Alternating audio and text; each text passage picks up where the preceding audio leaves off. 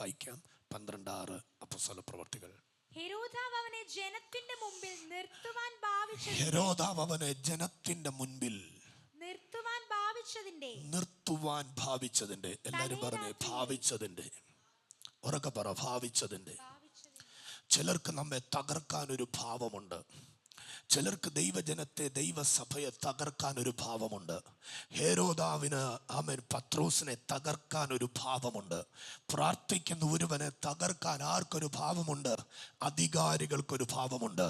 എന്നാൽ അവൻ അങ്ങനെ ഭാവിച്ചതിന്റെ തലേരാത്രി, എല്ലാവരും ശബ്ദം ഉയർത്തി പറഞ്ഞേ, തലേരാത്രി.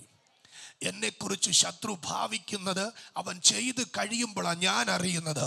പക്ഷെ എന്നെക്കുറിച്ച് ശത്രു ഭാവിക്കുന്നതിൻ്റെ തലേരാത്രി അറിയുന്ന ഒരുവനുണ്ട്.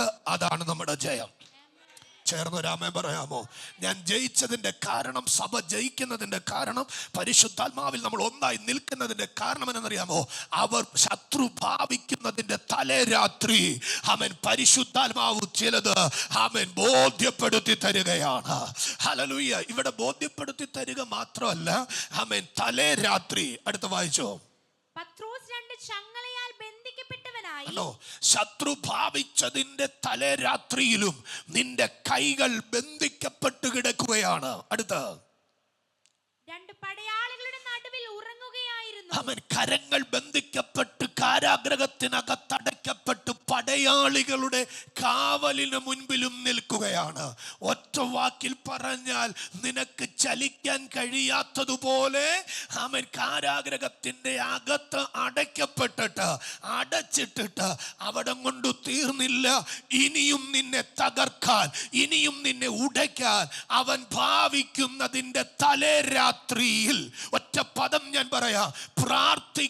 പ്രാർത്ഥിക്കുന്ന ദൈവപൈതലിനെ, അല്ലെങ്കിൽ പ്രാർത്ഥന രാത്രിയുടെ യാമങ്ങളിലെ പരാജയത്തെ മാറ്റി നിന്നെ ജയമുള്ളതാക്കി മാറ്റാൻ പോകുകയാണ്.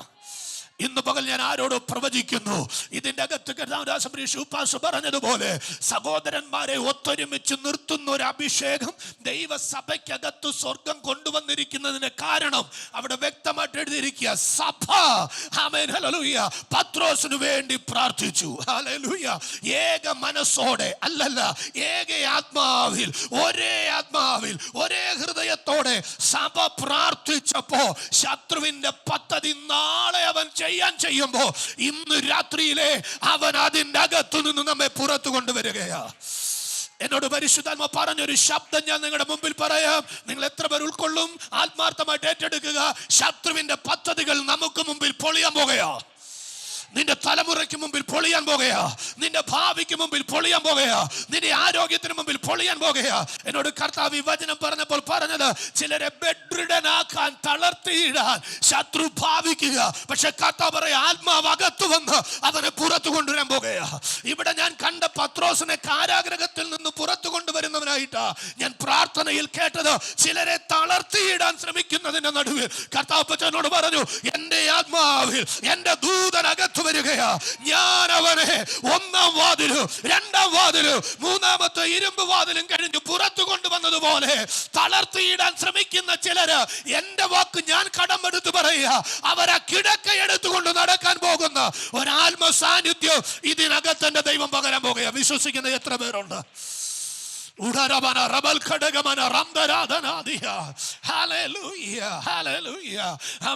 അതുകൊണ്ട് ഒരു കാര്യം ഞാൻ ആത്മാവിൽ പറഞ്ഞു, അവൻ പ്ലാൻ ചെയ്യട്ടെ, അവന്റെ പദ്ധതികൾ അവൻ ചെയ്യട്ടെ. കൊച്ചു കുഞ്ഞുങ്ങളുടെ ഭാഷയൊന്നും ഉപയോഗിച്ചോട്ടെ. അവൻ എന്നെ ബന്ധിക്കാൻ അവൻ പദ്ധതി ഇട്ടു വരുമ്പോ അവൻ നോക്കുമ്പോ ഒന്നാം ഗേറ്റ് ഓക്കെ, രണ്ടാം ഗേറ്റ് ഓക്കെ, മൂന്നാം ഗേറ്റ് ഓക്കെ, പക്ഷെ ഞാൻ അവിടെ ഇല്ല. ഹലോ, നിന്നെ തകർക്കാൻ ശത്രു വരുമ്പോ അവൻ ഇട്ട സംഭവങ്ങളെല്ലാം ഉണ്ട്, സംവിധാനങ്ങളുണ്ട്. നീ അവിടെ ഇല്ല. ഞാൻ ടാമി ചർച്ചിനെ നോക്കി പ്രവചിക്കുന്നു. ഒരുവൻ ലോക്കിടാൻ ശ്രമിച്ചാൽ, ഒന്നല്ല രണ്ടല്ല മൂന്നല്ല, ലോക്കിടാൻ ശ്രമിക്കുമ്പോ അവന്റെ ലോക്കുകൾ അവിടെയുണ്ട്, പക്ഷെ സഭ അവിടെ ഇല്ല. സഭയ മക്കൾ അവിടെ ഇല്ല. എന്താ കാരണം? ആത്മാവിൽ ഏക മനസ്സോടെ, ആത്മാവിൽ സഭ ശ്രദ്ധയോടെ പ്രാർത്ഥിക്കുന്നു. ഇന്ന് പകൽ കരമടിച്ചു കർത്താവിനൊന്ന് നന്ദി പറഞ്ഞേ. ചിലരെ വിടുവിക്കുന്ന ഒരു ദൈവം ഇതിനകത്തുണ്ട്. ചിലരെ വിടുവിക്കുന്ന ഒരു ദൈവം ഇതിനകത്തുണ്ട്. ചിലരെ വിടുവിക്കുന്ന ഒരു ദൈവം ഇതിനകത്തുണ്ട്. ചിലരെ ആത്മാവിൽ വിടുവിക്കുന്ന ഒരു ദൈവം ഇതിനകത്തുണ്ട്. ഹല്ലേലൂയ. അവിടെ ദൈവം ചെയ്ത പദ്ധതികൾ ഒറ്റ വാക്കിലൊന്ന് പറഞ്ഞു വിടാം. കെസിയ നിർത്തി അതൊന്ന് വായിക്കും. ഓക്കെ, പെട്ടെന്ന്. വാതിലിന്റെ മുമ്പിൽ കാവൽക്കാർ കാരാഗ്രഹം കാത്തുകൊണ്ടിരുന്നു. ഇവിടെ ആ വാക്യം വായിച്ചപ്പം ഞാൻ അതോടൊന്ന് പറഞ്ഞു പോക്കോട്ടെ. ആമേൻ, ഹല്ലേലൂയ. നിങ്ങൾ എത്ര പേർ ആമേൻ ആത്മാർത്ഥം എടുത്ത് പറയുമെന്ന് എനിക്കറിയത്തില്ല. ഞാൻ ചിരിച്ചുകൊണ്ട് പറഞ്ഞ കാര്യമാ. ശത്രുവെ, അധികാരിയെ, ദുഷ്ട പിശാചെ, നീ നിർത്തിയ കാവൽക്കാർ അവിടെ നിൽക്കും. അവരറിയാതെ ഞങ്ങൾ വെളിയിൽ വരും. ഹല്ലേലൂയ. അവരവിടെ നിൽക്കും. ഓൺ ഡ്യൂട്ടിയിൽ അവർ നിൽക്കും. പക്ഷെ നമ്മൾ അവിടെ എന്ത് ചെയ്യത്തില്ല? കാണത്തില്ല. അതിന്റെ ദൈവം ചെയ്ത പദ്ധതികൾ വേഗത്തിൽ. പെട്ടെന്ന് കർത്താവിന്റെ ദൂതൻ അവിടെ പ്രത്യക്ഷനായി. ഹലോ, നിങ്ങൾ എത്ര പേർ ശ്രദ്ധിക്കുന്നു? എങ്ങനെയാ വചനം കൊടുത്തിരിക്കുന്നത്? പെട്ടെന്ന്. ഒന്ന് പറഞ്ഞേ. പെട്ടെന്ന്. ഒന്ന് പറഞ്ഞേ. പെട്ടെന്ന്. ഈ രാത്രികളിൽ പ്രവർത്തിക്കുന്നിടത്തെല്ലാം ഞാൻ കണ്ടൊരു പദമാ പെട്ടെന്ന്. 16-25 അപ്പോസ്തല പ്രവർത്തികളിൽ പെട്ടെന്ന് ആമേൻ കാരാഗ്രഹത്തിന്റെ വാതിലുകൾ തുറന്നു. Praise the Lord, hallelujah. അർദ്ധരാത്രി അവർ പ്രാർത്ഥിക്കുക. പൗലോസും ശീലാസും പ്രാർത്ഥിച്ചു കൊണ്ടിരിക്കുന്നു. പെട്ടെന്ന് ഇന്ന് പകൽ ഞാൻ ആത്മാവിൽ പറയുന്നു, ആമേൻ, ചിലർ പെട്ടെന്ന് കാണാൻ പോകുക ദൂതൻ നമ്മുടെ വീടുകളിൽ നിൽക്കുന്നത്. പെട്ടെന്ന് നമ്മൾ മനസ്സിലാക്കാൻ പോകുക പരിശുദ്ധാത്മാവ് ഇറങ്ങി വരുന്നത്. പെട്ടെന്ന് നമ്മൾ തിരിച്ചറിയാൻ പോവുകയാണ്. എന്തിനെന്നറിയാമോ? നിന്നെ ബന്ധിച്ചിട്ടിരിക്കുന്നിടത്തു നിന്ന് നിന്നെ തകർക്കാൻ വരുന്നവനെ ആമേൻ ഹല്ലേലൂയ അവിടെ ഒതുക്കി നിർത്തിയിട്ട് നിന്നെ ഒന്ന് പുറത്തു കൊണ്ടുവരാൻ. നിങ്ങൾ എത്ര പേരെന്നോട് ചേർന്ന് പറയും, പുറത്തു വരത്തില്ലെന്ന് ശത്രു പറഞ്ഞ മേഖലയിൽ ഞാൻ പുറത്തു വരും? പ്രവചനാത്മാവിലെന്ന് പറയാമോ? എന്നെ പുറത്തു കൊണ്ടുവരത്തില്ലെന്ന് പറഞ്ഞ എന്റെ കുടുംബം, എന്റെ തലമുറ, എന്റെ ആരോഗ്യം, എന്റെ മേൽ നിൽക്കുന്ന രോഗം, ഇതിൽ നിന്നൊന്നും ഞാൻ പുറത്തു വരത്തില്ല എന്ന് ശത്രു പറയുമ്പോ ഇന്ന് പകൽ ഞാൻ കാണുന്നു ഒരു ദൂതൻ അവിടെയുണ്ട്. പെട്ടെന്ന് നിന്നെ പുറത്തു കൊണ്ടുവരികയാ. ഒന്നാമത്തെ വാക്ക് ഞാൻ പറയുന്നു, പെട്ടെന്ന് ദൂതന്മാരുടെ പ്രത്യക്ഷതകൾ ഉണ്ടാകാൻ പോകുന്നു. 2 വായിച്ചോ. പെട്ടെന്ന് കർത്താവിന്റെ ദൂതൻ അവിടെ പ്രത്യക്ഷനായി. അറയിൽ ഒരു വെളിച്ചം പ്രകാശിച്ചു. അറയിൽ ഒരു വെളിച്ചം. എല്ലാരും പറഞ്ഞിട്ട് അറയിൽ ഒരു വെളിച്ചം. ആമേൻ. ഇരുട്ട് വ്യാപരിച്ചിരിക്കുന്നിടത്ത് ഒരു വലിയ വെളിച്ചം. ഈ വചനവുമായി ഞാൻ വീണ്ടും വരും. അടുത്ത വായിച്ചു. അവൻ പത്രോസിനെ വിലാപ്പുറത്ത് തട്ടി. ആമേൻ. ചിലരൊന്ന് റെഡി ആയിക്കോ, തട്ടാൻ പോവാ കർത്താവ്. തട്ടിക്കളയുമെന്നല്ല പറഞ്ഞ്, തട്ടാൻ പോവാ. ഉറങ്ങുന്ന ചിലതിനെ നമ്മൾ തട്ടുന്നത് കൊല്ലാനല്ല പറഞ്ഞേ, ഉണരാനാ. ആമേൻ. ഈ ദിവസങ്ങൾ പരിശുദ്ധാത്മാവ് ഒന്ന് തട്ടാൻ പോവാ. കർത്താവിന്റെ ദാസന്മാരിലൂടെ ശുശ്രൂഷകൾ ഇന്നലെ ആമേൻ, വെള്ളിയാഴ്ച വൈകിട്ട്, ശനിയാഴ്ച വൈകിട്ട്, ആമേൻ, ഇന്ന് പകല് ഒക്കെ നമ്മൾ കേട്ടു. ദൈവം നമ്മളെ ഒന്ന് തട്ടുക. ഒന്ന് പറഞ്ഞേ, കർത്താവിനെ ഒന്ന് തട്ടുക. എന്തിനെന്നറിയാമോ? ആമേൻ, ഹല്ലേലൂയ. ഇപ്പം നീ കിടക്കുന്നിടത്ത് ബന്ധനമുണ്ടെങ്കിൽ ഉറക്കം സുഖമാ. മനസ്സിലായില്ല? കയ്യെ ചങ്ങലയുണ്ടെങ്കിലും പത്രോസിന്റെ ഉറക്കം, അവിടെ എഴുതിയിരിക്കുന്ന പദം അങ്ങനെ തന്നെയല്ലേ? അവൻ സുഖമായി സുഖം ഉറക്കുക. Praise the Lord. പക്ഷെ കഥ പറഞ്ഞ കിടക്കേണ്ടത് ഇവിടെ അല്ല. നീ ഉറങ്ങിക്കോ, അതിന് ഞാൻ വിരോധിയല്ല, അതിന് വിരോധമല്ല. പക്ഷെ കിടക്കേണ്ടത് ഇവിടെ അല്ല. ഹലോ, ആമേൻ. പരാജയപ്പെട്ടെടുത്ത് കിടന്നുറങ്ങാൻ ദൈവം തന്റെ ജനത്തെ കുറിച്ച് ആഗ്രഹിക്കുന്നില്ല. ജയിക്കുന്നിടത്ത് നിന്ന് ആരാധിക്കാൻ ദൈവം തന്റെ ജനത്തെ കുറിച്ച് ആഗ്രഹിക്കുകയാണ്. ആമേൻ. പരാജയപ്പെട്ടെടുത്ത് കിടന്ന്, ബന്ധിക്കപ്പെട്ടെടുത്ത് കിടന്ന് ഉറങ്ങിയിട്ട് സുഖമാന്ന് പറയാൻ ദൈവം നമ്മളെ കുറിച്ച് ആഗ്രഹിക്കുന്നില്ല. അതുകൊണ്ട് ദൂതനൊന്ന് തട്ടി. അടുത്ത വായിച്ചു. ഒരു ദൈവ ശബ്ദം കേൾക്കാൻ പോകുക. ഇന്ന് പകൽ ഞാൻ ആത്മാവിൽ പ്രവചിക്കുന്നു, പരിശുദ്ധാത്മാവ് ഇവിടെ നിന്ന് ആരോടോ പറയാണ്, നീ വേഗത്തിലൊന്ന് എഴുന്നേൽക്കണം. Hello, praise God. എത്ര പേർ ചേർന്നൊരു ആമേൻ പറയോ? ഇത് എഴുന്നേൽപ്പിന്റെ സീസൺ. ചേർന്നൊരു ആമേൻ പറഞ്ഞാട്. ഇത് വേഗത്തിൽ എഴുന്നേൽക്കണം, വേഗത്തിൽ എഴുന്നേൽക്കണം. അടുത്ത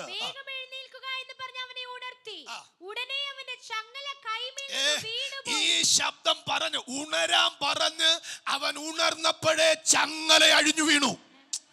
ഇന്ന് പകൽ ആത്മചലനം സംഭവിച്ച് ചിലരുടെ ചങ്ങലകൾ അഴിയുമെന്ന് ഞാൻ ആത്മാവിൽ പ്രവചിച്ചാൽ നിങ്ങൾ എത്ര പേർ എന്നോട് ചേർന്ന് പറയൂ, ഞങ്ങളുടെ കണ്ണുകൾ അത് കാണുകയാണ്, സഭയുടെ കണ്ണുകൾ അത് കാണുകയാണ്, വിശ്വാസത്താൽ ആ ചങ്ങലകൾ അഴിഞ്ഞു വീഴുന്നത് കാണുകയാണ്. അടുത്തത്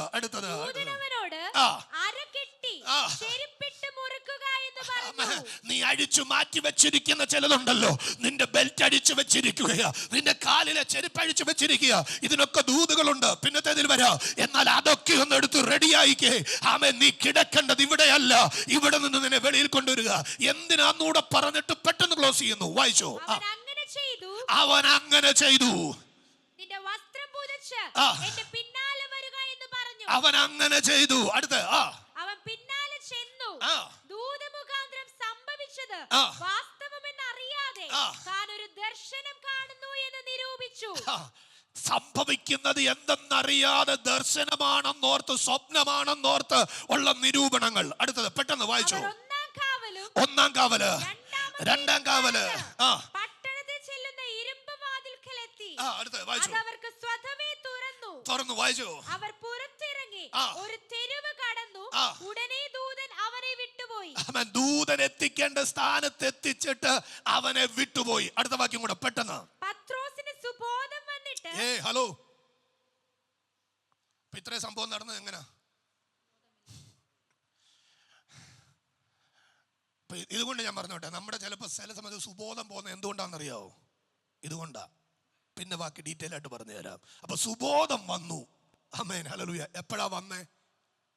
എപ്പോഴാ സുബോധം വന്നേ? എല്ലാരും ഒന്ന് എഴുന്നേറ്റേ, എല്ലാരും ഒന്ന് എഴുന്നേറ്റേ. നീ ബന്ധിക്കപ്പെട്ട് കിടക്കുന്ന ഇടത്ത് ദൈവത്തിന്റെ ദൂതൻ വന്നപ്പോ, നീ തകർന്ന് കിടക്കുന്നിടത്ത് ദൈവത്തിന്റെ പ്രസൻസ് വന്നപ്പോ, നീ തകർന്ന് കിടക്കുന്നിടത്ത് ദൈവത്തിന്റെ ആത്മാവ് വന്നപ്പോ, നീ അതിന് വിധേയപ്പെടാൻ തയ്യാറായപ്പോ, സഭയുടെ പ്രാർത്ഥന പുറകിൽ സപ്പോർട്ടായി ഉയർന്നു വന്നപ്പോ നിന്റെ അകത്തു സുബോധം വന്നു. ഞാൻ അവിടെ കൊടുത്ത പദത്തിന് പരിശുദ്ധാത്മാവ് എന്നോട് ഇടപെട്ട ഒരു പദം ഇങ്ങനെയാണ്: അവന്റെ മേൽ എൻ്റെ ശക്തി ഞാൻ പകർന്നു. അവന്റെ മേൽ എൻ്റെ ശക്തി ഞാൻ പകർന്നു. ഇന്ന് പകൽ എന്നെ കേൾക്കുന്ന ദൈവമക്കളെ, ഞാൻ ആത്മാവിൽ പറയാം, കഥാദാസൻ ശുപാസോട് ചേർന്ന് ഒരുമിച്ച് പറയാം, ഈ ദിവസങ്ങൾ നമ്മൾ ഒരുമിച്ച് നിൽക്കാൻ പോകുകയാണ്. ഒത്തിരി പേരുടെ കെട്ടുകൾ അഴിയുന്നത് കാണാൻ. ഒരു ദൂതന്റെ പ്രത്യക്ഷതയ്ക്ക് സ്വർഗം ഒരുങ്ങിയിട്ടുണ്ടെന്ന് എന്നോട് കർത്താവ് പറഞ്ഞു. ഒരു ദൂതന്റെ പദ്ധതിക്ക് ദൈവം റെഡിയാണെന്ന് എന്നോട് കർത്താവ് പറഞ്ഞു. എന്നാൽ ഇന്ന് പകൽ, ഹല്ലേലൂയ, നിങ്ങൾ ആത്മാർത്ഥമായിട്ട് എത്ര പേർ ചേർന്ന് പറയൂ, കർത്താവിന്റെ കരം ഇതിന്റെ നടുവിലുണ്ട്. എല്ലാ കണ്ണുകളും അടച്ച്